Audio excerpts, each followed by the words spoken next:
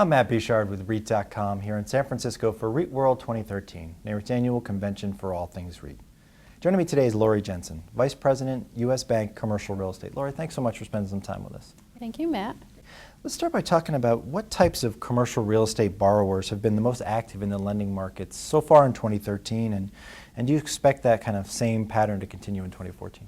There's been a lot of activity in 2013. I would say across the board you have activity from the REITs, the funds, private equity, even developers who have weathered the recession. I think on the REIT side what you're seeing is lots of development for those that develop, and most of that I would say is in the build-to-suit for the office sector, the healthcare,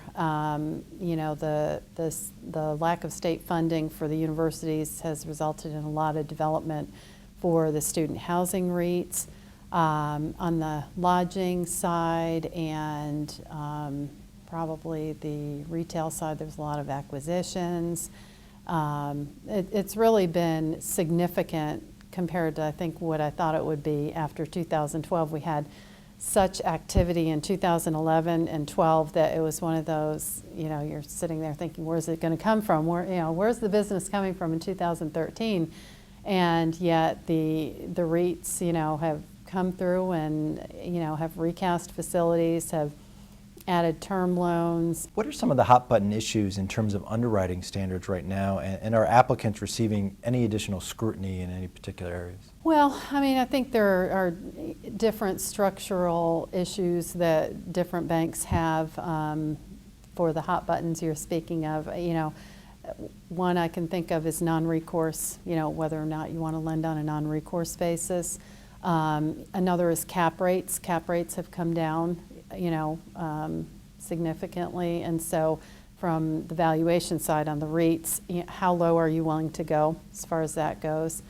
Some of the REITs that are, doing transactions in joint ventures, there's some transfer language that, could be a hot button for some banks. Now, we've heard a lot here at REITWorld already that access to capital for REITs is looking strong. Is there anything that you see that could potentially change that outlook for 2014? I think just the usual things. If the government shuts down again in January, we'll probably have a little pause.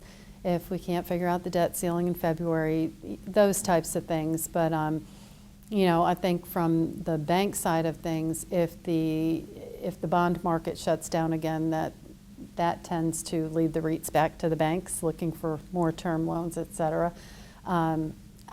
I don't see anything on the horizon that is going to have a significant impact to slow down the activity.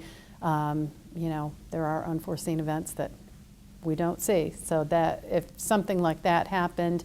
But I think in general, I think we'll continue to move positive momentum, and I just don't think we're going to see the growth that we saw, in the 90s and early 2000s.